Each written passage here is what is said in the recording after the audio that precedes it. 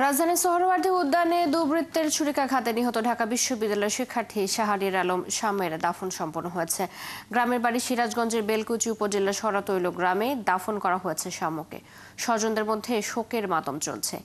এই মৃত্যুতে পুরো এলাকায় শোকের ছায়া নেমে এসেছে। একই সাথে হত্যাকারীদের ফাঁসির দাবি জানিয়েছেন স্বজনরা। সহকর্মীদের তথ্য ছবিতে প্রতিবেদন। এসএসসি পাশ করার পর পরিবারের সাথে ঢাকায় চলে আসে শাম্য।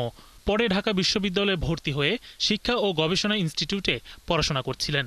পাশাপাশি জড়িত ছিলেন ছাত্রদলের রাজনীতির সাথে।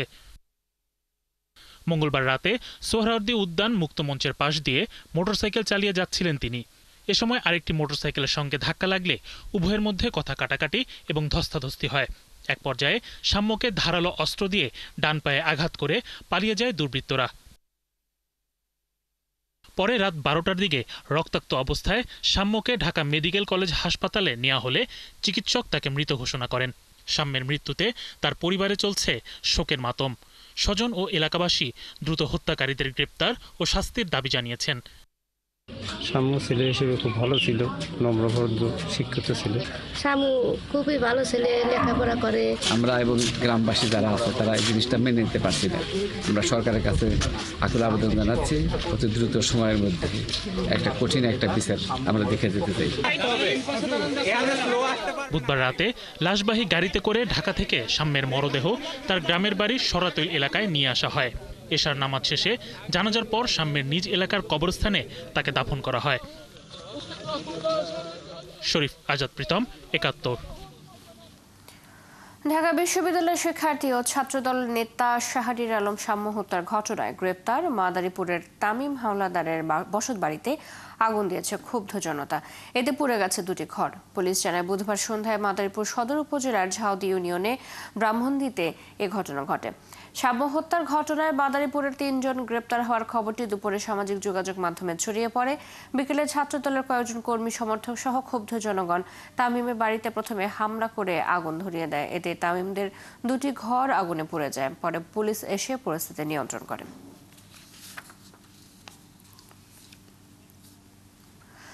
ছাত্রদলের নেতা শাম্য হত্যার সুষ্ঠু তদন্ত ও বিচারের দাবিতে মশাল মিছিল করেছে বাংলাদেশ ছাত্র ইউনিয়ন ও সমাজতান্ত্রিক ছাত্র ফ্রন্টের সদস্যরা।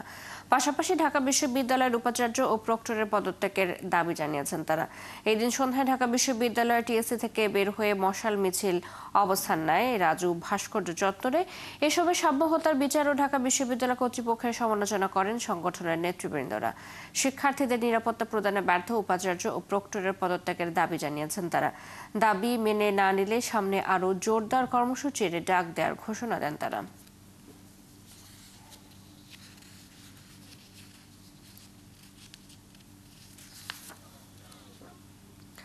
বগুড়ায় উদীচী শিল্পী গোষ্ঠী আয়োজিত সমবেত কণ্ঠে জাতীয় সঙ্গীতের অনুষ্ঠানে বাধা ও কয়েকজনকে মারধর এবং অফিসে হামলা হয়েছে। ফ্যাসিবাদ বিরোধী মঞ্চ নামে একটি সংগঠনের বিরুদ্ধে এমন অভিযোগ উঠেছে। পুলিশ জানায়, বিকেল 5:30টায় উদীচী বগুড়ার সাতমাথায় মুক্তমঞ্চে সমবেত কণ্ঠে জাতীয় সঙ্গীতের আয়োজন করে। বিকেল 4:30টায় কর্মীরা সেখানে গেলে ফ্যাসিবাদ বিরোধী মঞ্চের ব্যানারে একদল তরুণ তাদের বাধা দেয়। এরপর কর্মীরা পাশের খোকন পার্কের শহীদ মিনারে সমবেত কণ্ঠে জাতীয় সঙ্গীতের অনুষ্ঠান আয়োজনের চেষ্টা করে। সেখানে দুই পক্ষের মধ্যে প্রথমে কথা কাটাকাটি, হাতাহাতি ও ধাওয়া পাল্টা ধাওয়ার ঘটনা ঘটে। পরে ফ্যাসিবাদ বিরোধী মঞ্চের নেতাকর্মীরা উদীচী অফিসে হামলার চেষ্টা করলে তাদের বাধা দেওয়া হয়। এ ঘটনায় উদীচী ও ফ্যাসিবাদ বিরোধী মঞ্চ দুই সংগঠনই তাদের নেতাকর্মী আহত হওয়ার দাবি করেছে।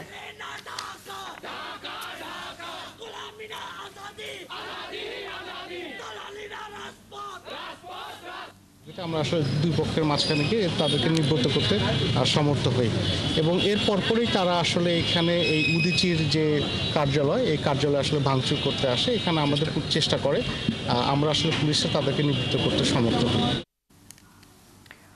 মৌলভীবাজারের বড়লেখা উপজেলার পাল্লারতল সীমান্ত দিয়ে আবারও নারী, পুরুষ ও শিশু সহ ৪৪ জনকে বুশিন করেছে বিএসএফ।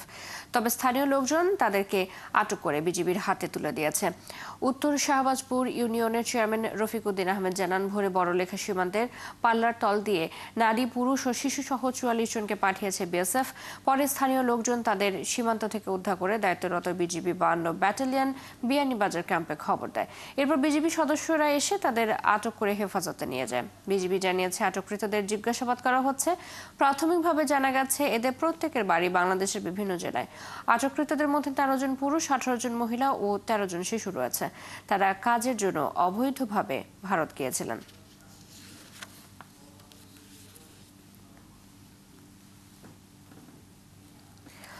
রংপুরে সব ধরনের ওষুধের দাম বেড়েছে কয়েকগুণ। ক্রেতারা বলছেন সরকারের নজরদারি না থাকায় ইচ্ছে মতো দাম নিচ্ছে কোম্পানিগুলো। এতে ভোগান্তি বেড়েছে রোগীদের। অতি মুনাফা, বাজার ব্যবস্থাপনায় ঘাটতি ও চিকিৎসককে অনৈতিক সুবিধা দেয়া সহ নানা অভিযোগ রয়েছে ওষুধের ক্রেতাদের। শাহিন আলমের ছবিতে শাহ বায়েজিদ আহমেদের প্রতিবেদন। বাংলাদেশে নিবন্ধিত ওষুধ কোম্পানি আছে 257টি। দেশের চাহিদা মিটিয়ে প্রায় 150টি দেশে রপ্তানি হয় বাংলাদেশের ওষুধ। তবে বিদেশে রপ্তানি হলেও দেশের বাজারে চড়া দামে ওষুধ কিনতে হচ্ছে ক্রেতাদের। রংপুরে সব ধরনের ওষুধের দাম বেড়েছে কয়েক গুণ। ক্রেতাদের অভিযোগ সরকারি কোনো নজরদারি না থাকায় কোম্পানিগুলো ইচ্ছে মতো দাম নিচ্ছে। যে ওষুধ কোম্পানিগুলো ডাক্তারদের যে গিফটগুলো দেয়, এই গিফটের টাকা পয়সাগুলো মূলত আমাদের কাছ থেকে এরা বেশি করে নিচ্ছে। ডেইলি মনিটরিং করবে, ওষুধের গায়ে সরকারিভাবে রেট লেখা থাকবে। প্যাড কলম যদি এরা না দিত বা অন্য আসবাবপত্র না দিত, তাহলে কোম্পানি অবশ্যই ওষুধের দাম একটু হইলেও কমাইতো। ব্যবসায়ীরা বলছেন ওষুধের গায়ে দাম লিখে না রাখার কারণে রোগীরা ব্যবসায়ীর কাছে প্রতারিত হচ্ছেন। ডাক্তারদের সঙ্গে অথবা দেখা যাচ্ছে একটা চুক্তিবদ্ধ হয়ে গেল, এক বছর বা 1 মাসের জন্য হলো তাকে ওনাদেরকে হয়তো কিছু টাকা দিল, দেখা যাচ্ছে 10,000 বা 20,000 বা 1 লাখ টাকা বছরে। অতি মুনাফায় কোম্পানি অতি মুনাফার কারণে দ্রব্যমূল্যের দাম বাড়াই দিচ্ছে, ওষুধের দাম অনেক বাড়াই দিচ্ছে। এদিকে চিকিৎসকরা বলছেন ব্যবসায়ীরা অস্বাভাবিক লাভ নেয়ার কারণেই ওষুধের দাম বাড়ছে। কোম্পানি ও ব্যবসায়ীরা মিলে 50 থেকে 200% পর্যন্ত লাভ রাখেন বলছেন তারা। একটা প্যারাসিটামল তৈরিতে যদি খরচ হয় 1 টাকা আর উনি যদি বিক্রি করে 200 টাকা, তো সেখানে ডাক্তারকে 2 টাকা 1 টাকার গিফট বা 5 পয়সা 10 পয়সার গিফট দিয়ে তো ওষুধের দাম বাড়ার কথা না। ডাক্তারদেরকে সামনে রেখে ওষুধ এর দাম বাড়ানোর একটা পায়তারা তারা সৃষ্টি করে আর কি। অতি মুনাফা, বাজার ব্যবস্থাপনায় ঘাটতি ও চিকিৎসককে অনৈতিক সুবিধা দেয় ওষুধের দাম নাগালের বাইরে বলে মনে করছেন রংপুর মেডিকেল কলেজ হাসপাতালের অধ্যক্ষ ও পরিচালক। আমাদের দেশে খুবই সুন্দর ওষুধ নীতি আছে এবং ওষুধ প্রশাসনও কার্যকর আছে। সেই ক্ষেত্রে সরকার এবং আমাদের সম্মিলিত প্রয়াসের মাধ্যমে অবশ্যই সঠিকভাবে ওষুধের মূল্য নির্ধারণ করা সম্ভব। বিভিন্ন ওষুধ কোম্পানির কাছ থেকে বিভিন্ন ধরনের সুযোগ সুবিধা নেওয়া কিংবা উপঢৌকন নেওয়া এবং এই ধরনের কাজের সাথে জড়িত থাকাটা আমাদের পেশাকে আসলে প্রশ্নবিদ্ধ করে। ওষুধের দাম সাধারণ মানুষের নাগালের মধ্যে রাখতে সরকারকে কঠোর পদক্ষেপ নেওয়ার আহ্বান জানিয়েছেন সব মহল। শাহ বায়েজিদ আহমেদ, 71, রংপুর। গত 7 মে থেকে আগুনের চুল্লির মতো তীব্র গরম ছাড়ছে চুয়াডাঙ্গায়। তাপদাহে পড়ছে ফসলের মাঠ, মারা যাচ্ছে খামারের মুরগি, মাছ নিয়েও চাষিরা আছেন দুশ্চিন্তায়। হাসপাতালে বাড়ছে রোগী, গরমে কষ্ট পাচ্ছে মানুষ। তারা একটু সুযোগ পেলেই জিরিয়ে নিচ্ছেন গাছের ছায়ায়। খেটে খাওয়া দিনমজুর পড়েছে সব থেকে বিপাকে। এম এ মামুনের তথ্য ছবিতে প্রতিবেদন। মরুপ্রবণ চুয়াডাঙ্গার মানুষ এখন বৃষ্টির অপেক্ষায়। তারা বলছেন বৃষ্টি হলে বাঁচবে ফসল ও প্রাণ, আসবে স্বস্তি। খুব সাংঘাতিক গরম, গরমের গলায় বসে টিকা যাচ্ছে না। কোনো পানি নেই, বৃষ্টি নেই, ঝড় নেই। আমরা ভ্যান চালাতে পারছি না, এত গরম, আর বাড়িতে চলে যাচ্ছে। চুয়াডাঙ্গা আবহাওয়া পর্যবেক্ষণাগারের ভারপ্রাপ্ত পর্যবেক্ষক জামিনুর রহমান জানান, গত 7 দিন ধরে দেশের সর্বোচ্চ তাপমাত্রা রেকর্ড হচ্ছে চুয়াডাঙ্গায়। তাপমাত্রা ওঠানামা করছে 38 থেকে 42 ডিগ্রি সেলসিয়াসের মধ্যে। জেলায় গত 10 মে এই মৌসুমের সর্বোচ্চ তাপমাত্রা রেকর্ড করা হয় 42 ডিগ্রি সেলসিয়াস। চুয়াডাঙ্গা জেলার মধ্যে যে তীব্র তাপপ্রবাহ বয়ে যাচ্ছে, এই তাপপ্রবাহ আরও কয়েকদিন অব্যাহত থাকতে পারে। আজ থেকে খুলনা বিভাগের বিভিন্ন জায়গায় বিক্ষিপ্তভাবে বৃষ্টিপাতের সম্ভাবনা রয়েছে। বৃষ্টিপাত শুরু হলে তাপপ্রবাহ প্রশমিত হওয়ার সম্ভাবনা রয়েছে। খুলনা বিভাগের কিছু কিছু এলাকায় বৃষ্টির সম্ভাবনার কথা বললেও চুয়াডাঙ্গার বিষয়টি নিশ্চিত করে কিছু বলা যাচ্ছে না। হাসপাতালের বেডগুলোতে দিন দিন গরমজনিত রোগীর সংখ্যা বাড়ছে। বৃষ্টি না হওয়া পর্যন্ত তাপদাহ কমবে না। চিকিৎসকরা বলছেন গরম কমলে রোগের উপদ্রব কমে আসবে। শরীফ আজাদ প্রীতম, 71। নানা অনিয়মের অভিযোগে নীলফামারী 250 শয্যা জেনারেল হাসপাতালে অভিযান চালিয়েছে দুর্নীতি দমন কমিশন দুদক। বুধবার দুদক সমন্বিত জেলা রংপুর কার্যালয়ের একটি এনফোর্সমেন্ট টিম প্রায় 3 ঘণ্টা এই অভিযান চালায়। এ সময় হাসপাতালের রোগীদের জন্য বরাদ্দ করা ওষুধ বিতরণ এবং খাবার পরিবেশনে অনিয়মের সত্যতা পায় দুদক। পরে হাসপাতালের তত্ত্বাবধায়ক ডাক্তার আবু আল হাজ্জাজের কক্ষে বিভিন্ন নথিপত্র পর্যালোচনা সহ বেশ কিছু নথি জব্দ করেন। সহকারী পরিচালক বেলাল হোসেনের নেতৃত্বে চলা এই অভিযানে উপ সহকারী পরিচালক জয়ন্ত সাহা সহ মোট 4 সদস্য উপস্থিত ছিলেন।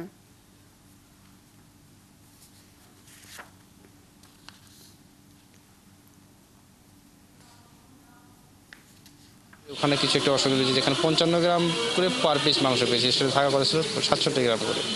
এই বিষয়ে কথা বলা হয়েছে। তারা বলছে বাজারগুলোর সাথে তারা কুলিয়ে পারতেছে না বলে এটা হচ্ছে। ওষুধে কিছু বাস্তবে কিছু জেনারেশনে কিছু ঘাটতি পাওয়া গেছে, সে বিষয়ে আমরা বক্তব্য নিয়েছি। তত্ত্বাবধায়ক বক্তব্য, সহকারী পরিচালকের বক্তব্য নিয়েছি, সবার বক্তব্য নেওয়া হয়েছে। নির্বাচন নিয়ে টালবাহানা করলে বাংলাদেশের মানুষ তা মেনে নেবে না বলে মন্তব্য করেছেন যুক্তরাজ্য বিএনপির সাধারণ সম্পাদক ও জাতীয় নির্বাহী কমিটির সদস্য কয়সার এম আহমেদ। বুধবার সন্ধ্যায় সুনামগঞ্জের জগন্নাথপুর উপজেলার সৈয়দপুরে সাহারপাড়া ও আশারকান্দি ইউনিয়নে অনুষ্ঠিত আলোচনা সভায় যোগ দিয়ে এ মন্তব্য করেন তিনি।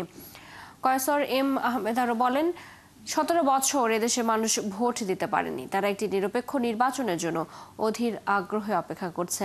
তিনি আরো বলেন, বিএনপি নির্বাচনের জন্য পুরোপুরি প্রস্তুত রয়েছে, তাই দ্রুত সময়ের মধ্যে নির্বাচন আয়োজনের জন্য সরকারের প্রতি আহ্বান জানান তিনি। পরে তিনি বিভিন্ন এলাকার বিভিন্ন বাজার ও বিপণী বিতানে বিএনপির 31 দফা কর্মসূচির লিফলেট বিতরণ করেন।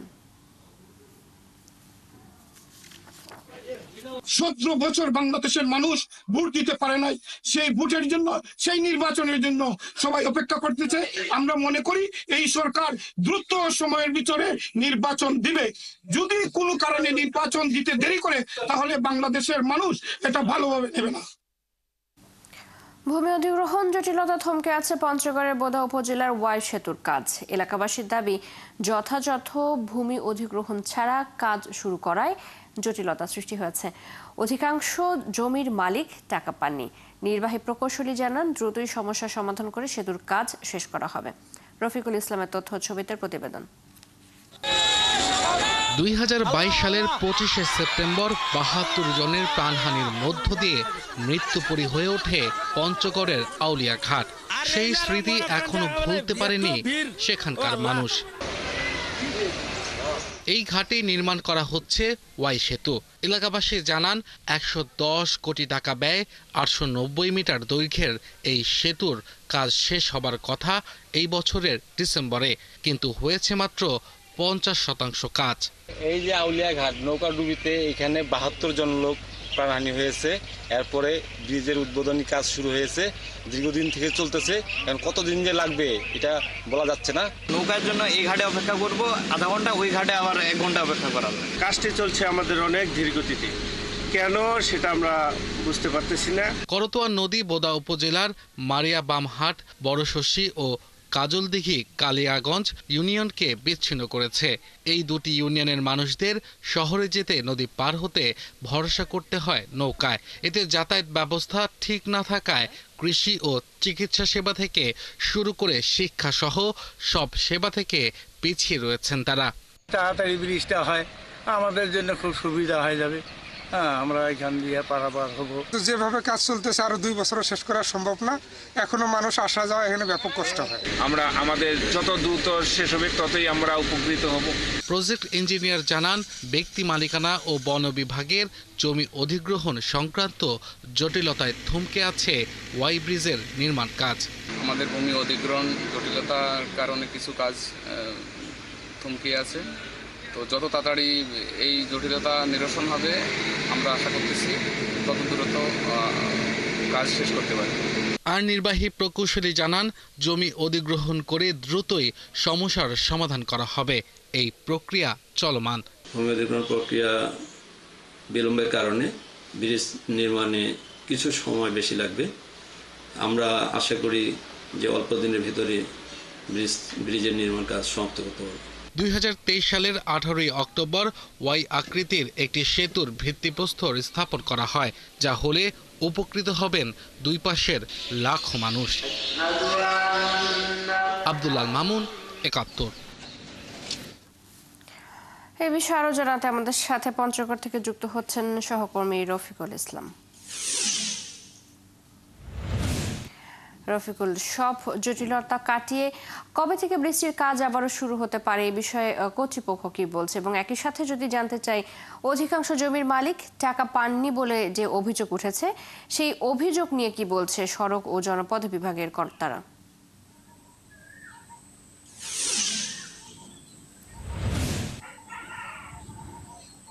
চৈতি, ধন্যবাদ। আপনি যেটা জানিয়েছেন যে সেটা হলো যে আসলে পঞ্চগড় জেলার মধ্যে একটি ঐতিহাসিক এবং একটা আলোচিত একটি ঘটনা, সেটা হলো বোদা উপজেলা মারিয়া আউলিয়া ঘাটের ঘটনাটি, যেখানে আসলে 2022 সালে 25শে সেপ্টেম্বর সেখানে নৌকাডুবিতে 72 জনের মৃত্যু ঘটনা ঘটে। এরপর থেকে সাধারণত নদীর কাজ বা ব্রিজের কাজ কিন্তু দ্রুত গতিতে এগিয়ে যাচ্ছিল।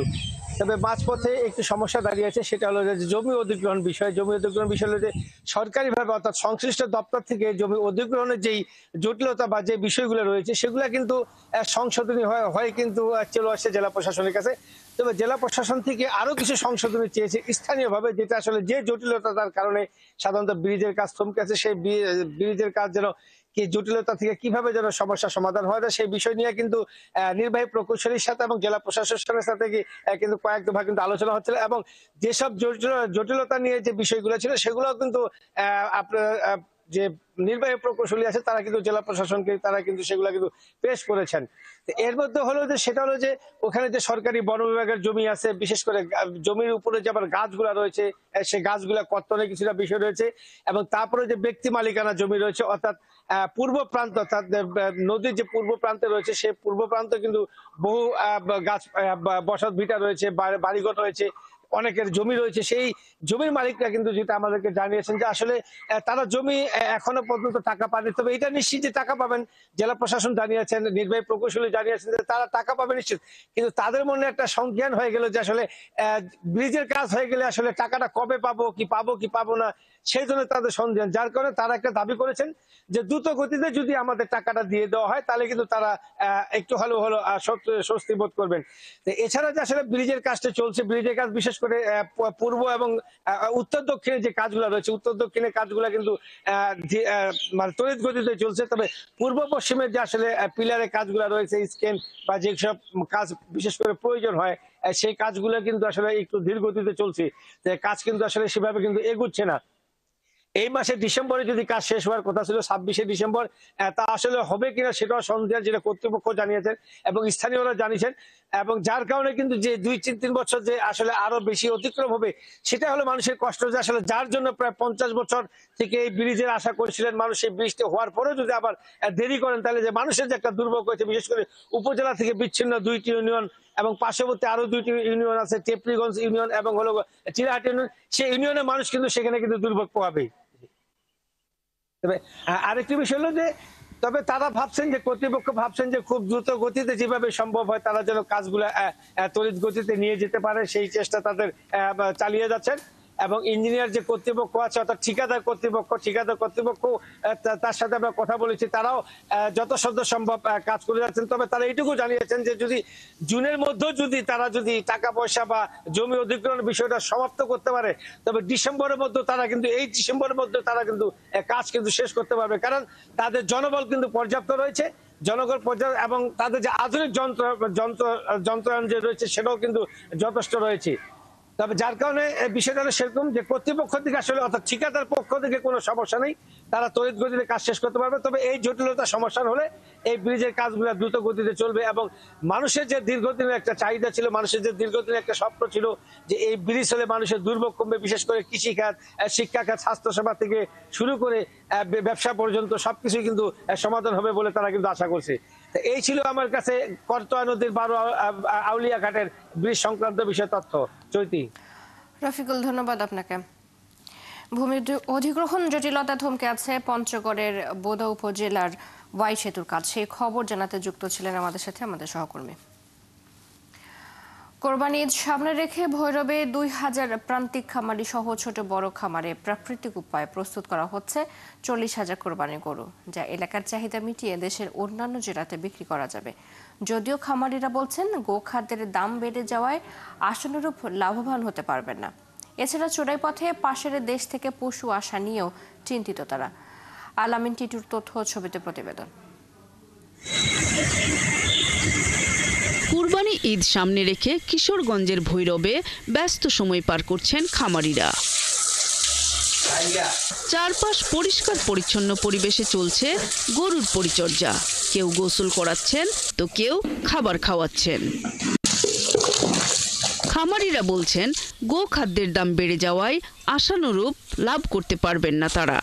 গোখাদ্যের যে দামটা বাড়তেছে সেটা অকল্পনীয়, সেটা টিকে থাকা খুবই মুশকিল হয়ে যাচ্ছে আমাদের জন্য। ইন্ডিয়ান গরু যদি না আসে তাহলে আমরা যে গরুগুলো আছে আমরা কিছু ভালো দাম পাবো আশা সম্পূর্ণ ভেজাল মুক্ত। এই কারণে আমাদের গরুগুলো চাহিদা অনেক, আমাদের গরুগুলো খামার থেকে সেল হয়ে যাচ্ছে। উপজেলা প্রাণী সম্পদ কর্মকর্তারা বলছেন খামারিদের প্রয়োজনীয় পরামর্শ ও নিয়মিত চিকিৎসা সেবা দিয়ে যাচ্ছেন তারা। এই কোরবানিকে উপলক্ষ করে আমাদের 7টা মেডিকেল টিম আছে। এই 7টা মেডিকেল টিম প্রত্যেকটা ইউনিয়নের প্রত্যেকটা খামারে নিয়মিত ভ্যাকসিনেশন এবং কোনো স্টেরয়েড খাওয়াচ্ছে কিনা এগুলি তদারকি করতেছে। গোখাদ্যের বাজার মনিটরিং সহ চোরাই পথে পশু আমদানি বন্ধে প্রয়োজনীয় ব্যবস্থা নেবে সরকার, প্রত্যাশা খামারিদের। নূর তাজমিন নীর, 71। এ বিষয়ে আরো জানাতে আমাদের সাথে ভৈরব থেকে যুক্ত আছেন সহকর্মী আলামিন টিটু।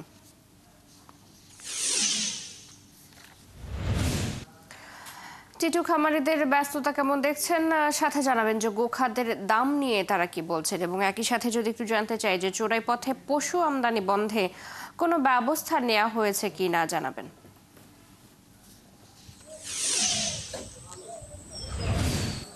জি ধন্যবাদ। আপনি যেমনটি বলছিলেন চৈতি, যে আসলে ভৈরবে গোখাদ্যের দাম নিয়ে কিন্তু খামারিরা চিন্তিত, কেননা গেল 2 সপ্তাহের ব্যবধানে 150 থেকে 200 টাকা প্রতি বস্তা বসিতে দাম বেড়েছে।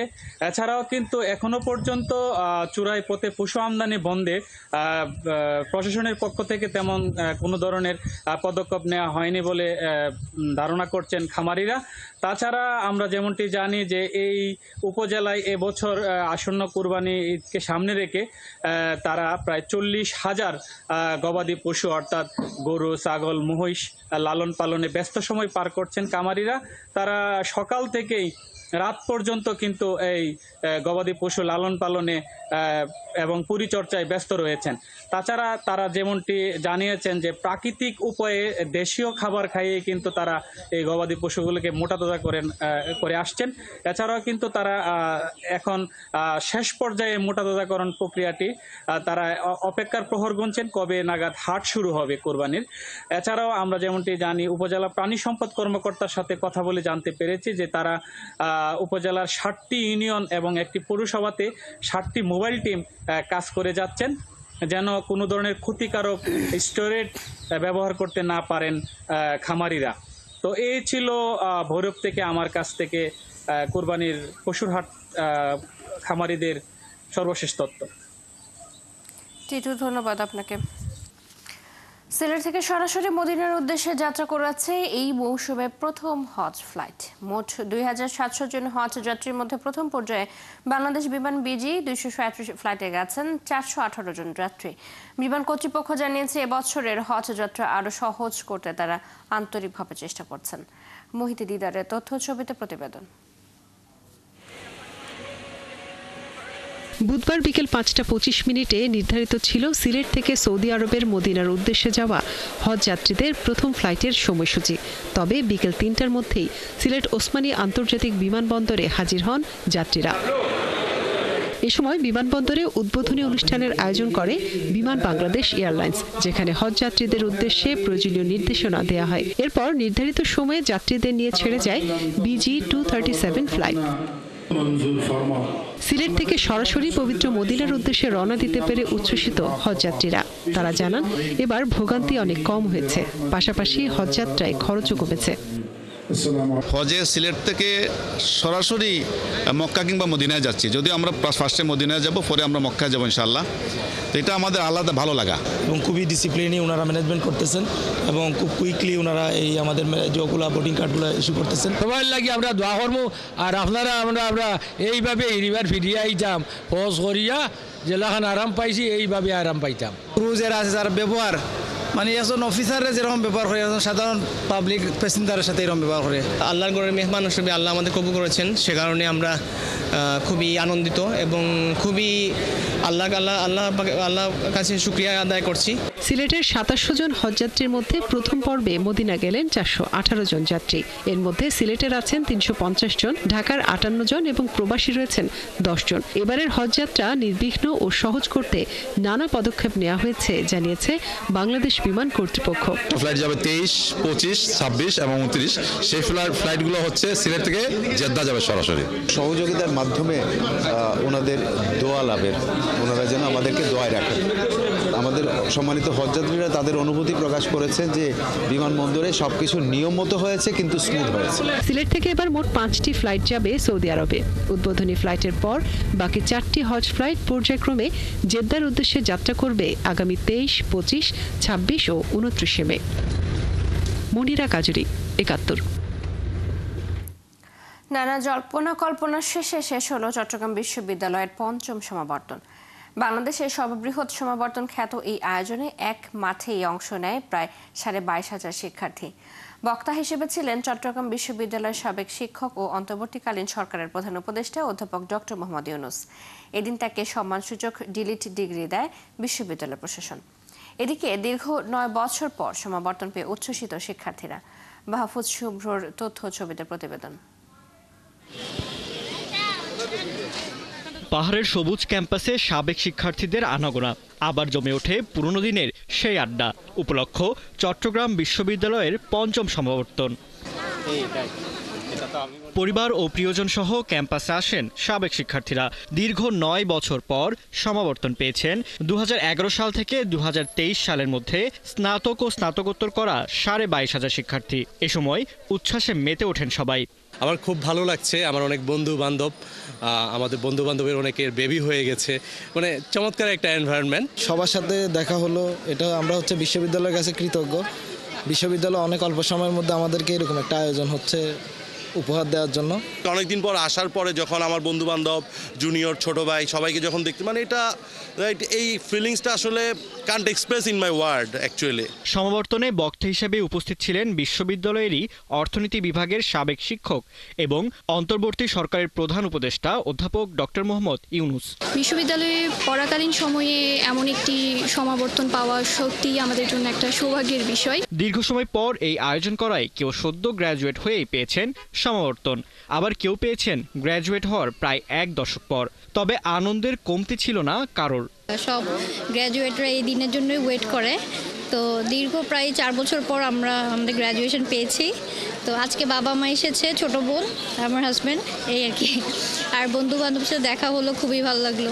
প্রাক্তনদের জন্য আনন্দের, কিন্তু আমরা যারা রানিং স্টুডেন্ট আছি আমরা আশা করবো যে সবসময় যেন পরবর্তী সমাবর্তনগুলো আরও কাছাকাছি সময়ে করা হয়, অন্তত ২ বছর ৩ বছরের মাথায়। তবে নতুন শিক্ষার্থীরা দাবি জানিয়েছেন নিয়মিত সমাবর্তন আয়োজনের। ফারদিন নীরব, ৭১। প্রায় দখল হয়ে আছে নাটোরের অর্ধবঙ্গেশ্বরী রানী ভবানীর রাজবাড়ি। গত ৩০ বছর ধরে এই রাজবাড়ি মূলত দখল করেছে সরকারি কর্মকর্তা কর্মচারীরা। অযত্নে আর অবহেলায় এই ঐতিহাসিক প্রত্নতাত্ত্বিক নিদর্শনগুলো প্রায় হারিয়ে গেছে।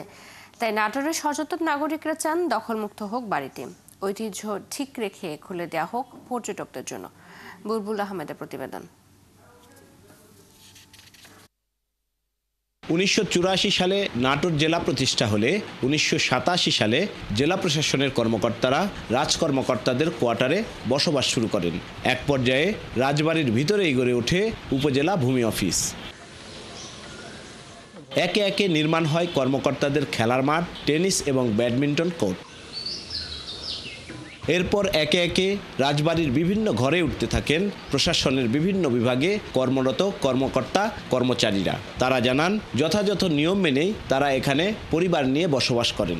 আমাদের জন্মের পর থেকে আমরা এভাবেই দেখে আসছি বা এভাবে এখনো চলছে। এনামুল স্যার এডিসি রেবনু আমার এখানে ঢুকাইছিল, দীর্ঘ 17 বছর হলে আছি এখানে। এলাকাবাসী জানান বাড়িটির দায়িত্ব কাগজে কলমে এখনো প্রত্নতত্ত্ব অধিদপ্তরের কাছে, কিন্তু এই বাড়ির কোনো সংস্কার চোখে পড়েনি। চলে যাবো ভাঙা বিল্ডিং থাকে কয়েকদিন, ওই ভিতরে আমরা বাড়ি ঘর করে আসি। আমাদের জায়গা আছে, ডিসি স্যার বাড়ি করে দেবে, আমরা এই মুহূর্তে এখনই বাড়ি চলে যাব। এ নিয়ে প্রত্নতত্ত্ব অধিদপ্তরের কর্মকর্তারা বলছেন তারা চান না বাড়িটি বসবাসের জন্য ব্যবহার করা হোক, কিন্তু দীর্ঘদিন ধরে এখানকার অবৈধ বাসিন্দাদের উচ্ছেদ করা যাচ্ছে না।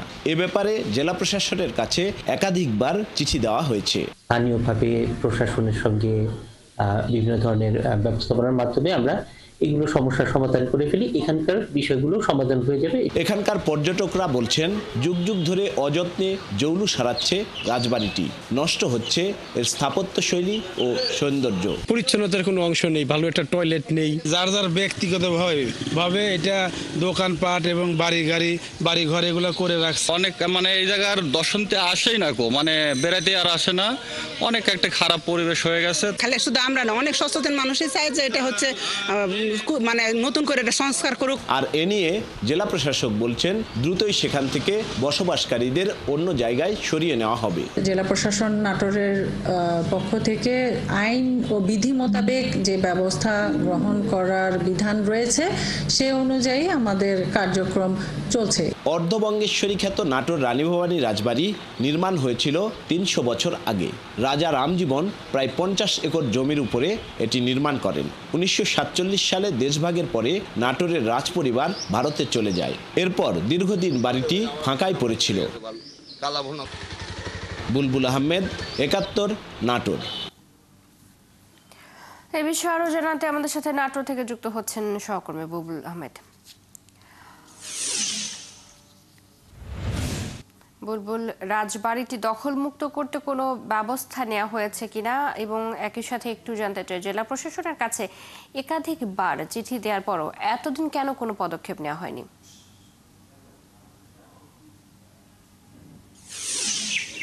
আসলে প্রশাসনের পক্ষ থেকে যে বিষয়টা বলা হয় যে এই নাটোর রাজবাড়ির ভিতরে যে জায়গাগুলো দখল হয়ে গেছে, বিশেষ করে অবৈধভাবে বসবাস করছেন প্রশাসনেরই কর্মকর্তা কর্মচারীরা, এবং একই সাথে প্রশাসনের কর্মকর্তা যারা জেলা প্রশাসনের ম্যাজিস্ট্রেট তারাও কিন্তু এখানে বসবাস করছেন, এবং একসাথে এখানে ভূমি অফিস, উপজেলা ভূমি অফিস নাটোর সদর, সেটিও কিন্তু এই রাজবাড়ির মধ্যে এই প্রত্নতাত্ত্বিক জায়গায় তৈরি হয়েছে। সেই কারণে যেহেতু প্রশাসনের কর্মকর্তা এবং কর্মচারীরাই এখানে অবৈধভাবে বসবাস করছেন, সে কারণে প্রশাসনের পক্ষ থেকে এই বিষয়ে কোনো ধরনের পদক্ষেপ নেওয়া হয় না।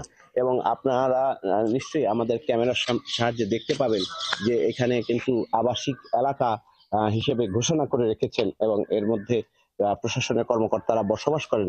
একই সাথে এপাশে ভূমি অফিস রয়েছে, সেখানে এসি ল্যান্ড অফিস, এখানে কিন্তু তারা কার্যক্রম পরিচালনা করেন। তো এই প্রশাসনের পক্ষ থেকে তারা বারবার শুধু আশ্বাস দেন, এবং নাটোরের জেলা প্রশাসকের সাথে আমরা এই বিষয়টি নিয়ে যখন কথা বলি তারা বারবারই শুধু আশ্বাস দেন যে এটা ব্যবস্থা নেওয়া হবে, কিন্তু এখন পর্যন্ত দৃশ্যমান কোনো ব্যবস্থা নিতে আমরা দেখি নাই, এবং অদূর ভবিষ্যতে কোনো ব্যবস্থা নেবে এরকম বিশ্বাসযোগ্য কোনো ভরসাও কিন্তু নাটোরবাসী করে না, কারণ প্রশাসনের লোকজনই যেহেতু দখল করে রেখেছে। এই ক্ষেত্রে প্রত্নতত্ত্ব অধিদপ্তর থেকে বারবার চিঠি দেওয়ার পরেও তারাও এক ধরনের অসহায়ত্ব প্রকাশ করেছে যে তারা চিঠি দেওয়ার পরেও প্রশাসন থেকে সেই ধরনের কোনো ব্যবস্থা নেয় না। এবং আমরা একই সাথে দেখেছি যে এখানে কিন্তু প্রশাসনের যে কর্মকর্তারা রয়েছেন তারা এই বিষয়গুলো নিয়ে সংবাদ করার জন্য না করার জন্য অনুরোধ করে থাকেন, কিন্তু প্রশাসনের ঊর্ধ্বতন কর্মকর্তা যারা রয়েছেন, জনপ্রশাসন মন্ত্রণালয় বা বিভাগীয় কমিশনার, এরকম ঊর্ধ্বতন কর্তৃপক্ষ যদি এই বিষয়টা হস্তক্ষেপ করে তাহলেই শুধুমাত্র সম্ভব বলে নাটোরের জনগণ মনে করে। এবং এখানে যেহেতু এটি হেরিটেজ, যেহেতু এটি প্রত্নতাত্ত্বিক একটি জায়গা, এটি কিন্তু দখলমুক্ত করা হোক সেই দাবি কিন্তু নাটোরের মানুষজন করেন, এবং এটি যাতে দূর দূরান্ত থেকে নাটোরের ইতিহাস বহন করে, দূর দূরান্ত থেকে মানুষজন দেখতে আসেন এই নাটোর রাজবাড়িকে, সেই বিষয়টি নিয়ে কিন্তু তারা বলেন যে যেন এটি দখলমুক্ত করা হয় এবং পর্যটন বান্ধব যাতে করা হয়, এবং এর ভিতরে এই প্রশাসনের কর্মকর্তা এবং কর্মচারীরা বসবাস করার ফলে এর ঐতিহ্য হারাচ্ছে এবং এই যে ভবনগুলোতে তারা বসবাস করছে এগুলোর যে স্থাপনা সেগুলো কিন্তু নষ্ট করে ফেলা হচ্ছে। বিশেষ করে চুন এবং সুরকির যে কি বলে যে চুন এবং সুরকি দিয়ে যে মাজা হয়েছিল এই ভবনটি, সেগুলো কিন্তু নষ্ট করে এখন অনেক জায়গায় টাইলস লাগানো হচ্ছে। তো সেই ক্ষেত্রে এখানকার যারা বাসিন্দা, নাটোরের বাসিন্দা এবং এই ভিতরে যারা বসবাস করছেন তাদের বিষয়ে প্রশ্ন করেছেন যে এখানে যেহেতু তারা কোনো ধরনের বৈধ কাগজপত্র ছাড়াই বসবাস করছেন অবৈধভাবে, তাহলে তারা বিদ্যুতের সংযোগ কিভাবে পেয়েছে? অবৈধ জায়গায় তো বিদ্যুতের সংযোগ থাকার কথা না। এই জন্য বিদ্যুৎ বিভাগের লোকেদেরও কোনো সম্পৃক্ততা আছে কিনা বা দায়িত্ব অবহেলা আছে কিনা এই বিষয়গুলো খতিয়ে দেখা দরকার। এবং নাটোরের জনগণ এবং দেশের প্রয়োজনে, যেহেতু এটি একটি প্রত্নতাত্ত্বিক বিষয়, এটি কিন্তু তদারকি করা উচিত এবং এর ভিতর থেকে এই অবৈধ যারা বসবাস করছেন তাদের প্রত্যেককে উচ্ছেদ করার আশু দাবি কিন্তু তারা করছেন, এবং এটি না করা গেলে বাংলাদেশের ইতিহাস ঐতিহ্য সংরক্ষণ করা সম্ভব হবে না এবং নাটোর তার ইতিহাস হারাবে। এবং প্রত্নতত্ত্ব বিভাগও যেন এটি দ্রুত পদক্ষেপ নেয়, আরো কঠোর ব্যবস্থা নেয়, সেই দাবি কিন্তু নাটোরের মানুষজন করছেন। চৈতি, এই ধরনের প্রত্যাশা কিন্তু নাটোরের জনগণের। বুলবুল, ধন্যবাদ আপনাকে। আমাদের সাথে নাটোর থেকে যুক্ত ছিলেন সহকর্মী বুলবুল আহমেদ। বরিশালের আগুইলঝাড়ায় শুরু হয়েছে 3 দিনের বৈশাখী মেলা। এবছর মঙ্গলবার থেকে শুরু হওয়া শতবর্ষী এই মেলা চলবে বৃহস্পতিবার পর্যন্ত। এলাকার লোকজন জানান, মহাত্মা রায়চরণ বৈরাগী 100 বছরেরও বেশি আগে এই মেলার সূচনা করেন। শুধু দেশ নয়, দেশের বাইরে থেকেও মানুষ ছুটে আসে এই আধ্যাত্মিক ও সাংস্কৃতিক মিলন মেলায়। স্বপন দাসের তথ্য ছবিতে প্রতিবেদন। পঞ্জিকা অনুযায়ী প্রতি বছর বৈশাখের 29 তারিখে অনুষ্ঠিত হয় ঐতিহ্যবাহী এই বৈশাখী মেলা। এই মেলার সূচনা হয়েছিল 100 বছরেরও বেশি সময় আগে মহাত্মা রায়চরণ বৈরাগী নামে একজন সাধকের উদ্যোগে।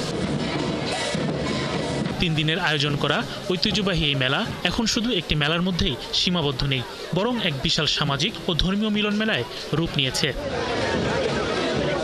মেলায় আগতরা জানান, তারা এখানে পরিবারের সবাইকে নিয়ে ঘুরেন এবং কেনাকাটা করেন। এটা এখন তাদের বড় উৎসব। আমার বয়স এই 65 বছর। আমি ছোটবেলা থেকে দেখতে আসি এই মেলা 29শে বৈশাখ প্রত্যেক বছর মেলে। 100 বছরের উপর হইতে মেলা হইতে আছে, সুন্দর মেলা হইতে আছে, এখনো আমরা দেখতে আসি। এই মেলায় আমরা প্রতি বছর অংশগ্রহণ করি, বিভিন্ন ধরনের দোকানপাট ওঠে, আমরা এখান থেকে জিনিসপত্র কিনি। বিভিন্ন নাচ গান, পুতুলবাজি, সার্কাস এগুলো বেশ নিয়মিতভাবে চলতো। মাকে নিয়ে আসছি, তারপরে এই যে ছোট ভাইজি আছে ওকে নিয়ে আসছি, তাই তো ভালোই লাগতেছে, ঘুরতেছি। আর আমরা চাই যে আমরা বৃদ্ধ অবস্থায় যে আমাদের বাচ্চা সন্তান এরাও যেন এই মেলাটির দিকে দেখতে পায়। প্রতি বছরের মতো এবারও মেলা উপলক্ষে দেশের বিভিন্ন অঞ্চল থেকে আগত দোকানিরা হরেক রকম পসরা নিয়ে হাজির হয়েছেন। ব্যবসায়ীরা জানান, প্রতি বছর এই মেলা উপলক্ষে দোকান নিয়ে হাজির হন তারা। মেলায় আমি 30 বছর ধরে দোকান ব্যবসা করি। এই মেলায় ভালো ব্যবসা কিনি হয়। মেলায় আসছি তো ড্রাগন নিয়ে আসছি। 29শে বৈশাখ প্রতি বছর নেয়, অনেকদিন ধরে এই মেলাটা হচ্ছে। এদিকে আয়োজকরা বলেন, এই মেলা শুধু কেনাবেচা বা বিনোদনের জায়গা নয়, এটি তাদের বিশ্বাস, সংস্কৃতি ও লোকজ ঐতিহ্যের ধারক ও বাহক। 100 বছরের উপর হয়েছে এই মেলা এখানে মেলে, এটা ডাইরেক্টরি পঞ্জিকায় আপনার রেকর্ড আছে। এই হিসাবে মেলা আমার করে দাওয়াত দেওয়া লাগে না, লোকজন মেলায় এসে করে। ভবিষ্যতে মেলা এরকমই মিলবে, কোনো অসুবিধা নেই এখানে। মঙ্গলবার থেকে শুরু হওয়া শতবর্ষী এ মেলা চলবে বৃহস্পতিবার পর্যন্ত। শরীফ আজাদ প্রীতম, ৭১। পার্বত্য জেলা রাঙ্গামাটি কাপ্তাই অনুষ্ঠিত হয়েছে শহীদ প্রেসিডেন্ট জিয়াউর রহমান স্মৃতি মিনিবার ফুটবল টুর্নামেন্ট 2025। বুধবার বিকেলে কাপ্তাই নতুন বাজারের আনন্দ মেলা মাঠে এই ফুটবল টুর্নামেন্টের উদ্বোধন করেছেন রাঙ্গামাটি জেলা বিএনপির যুগ্ম সম্পাদক ও কাপ্তাই সাবেক উপজেলা পরিষদ চেয়ারম্যান দিলদার হোসেন। প্রথম দিনে ঢাকা শুটার্স ও দ্য রয়্যাল স্পোর্টিং ক্লাবের অংশগ্রহণে গোলশূন্য অবস্থায় খেলা শেষ হয়। মিনিবার ফুটবল টুর্নামেন্টে অংশ নেবে 16টি দল। প্রথম রাউন্ডে প্রতিটি দল 3টি করে খেলার সুযোগ পাবে। মোট 31টি খেলা শেষে অনুষ্ঠিত হবে ফাইনাল খেলা।